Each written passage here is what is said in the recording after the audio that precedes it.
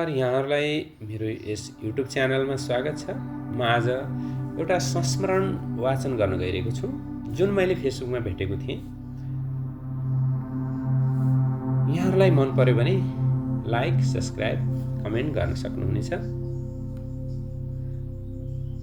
जब विश्वकी प्रख्यात fashion designer तथा लेखक क्रिस्टा रोड्रिग प्राणघातक क्यान्सर रोगको उपचारार्थ अस्पतालको बेडमा थिइन् र उनलाई आफ्नो मृत्युको आभास भइसकेको थियो, तब उनले आफ्नो संस्मरणमा लेख्छिन्, मसँग मेरो ग्यारेजमा संसारकै महँगो मध्येको कार थन्किएको छ, तर म भने व्हिलचेयरमा अस्पतालको रुममा यताउता गराएकी हुन्छु। मेरो घर मूल्यवान कपडा, गहना, जुत्ता आदिले भरिभराउ छ, तर म भने अस्पतालले उपलब्ध गराएको सामान्य कपडाको एउटा गाउनमा लपेटेकी छु। मसँग प्रशस्त बैंक ब्यालेन्स छ।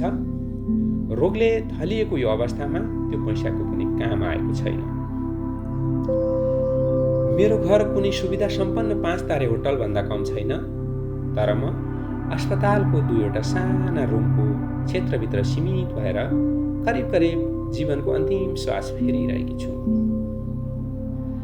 एउटा शहरको 5 तारे होटलबाट अर्को शहरको 5 तारे होटलमा मिटिङ एवं लन्च डिनरको लागि ओहोर दोहोर गर्ने म यतिखेर अस्पतालको एउटा ल्याबबाट अर्को ल्याबसम्म नर्स र सहयोगीको सहारामा ओहोर दोहोर गराइएकी हुन्छु।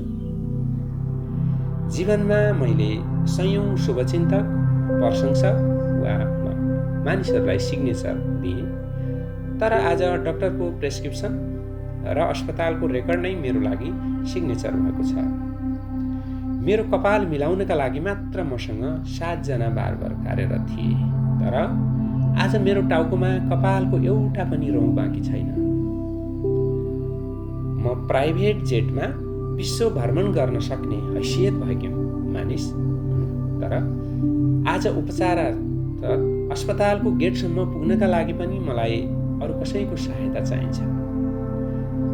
रोजेको स्वादिष्ट भोजनमा रमाउने म, तर आज दिनमा 2वटा ट्याब्लेट र साँझमा थोरै नुनिलो पानी मात्र मेरो निम्ति खाना भएको छ।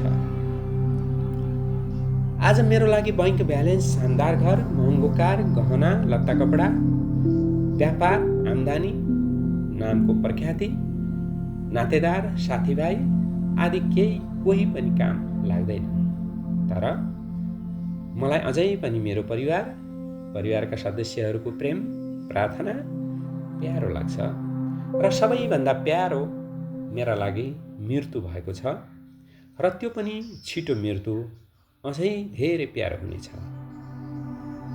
स्वास्थ्यभन्दा ठुलो सम्पत्ति होइन रहेछ।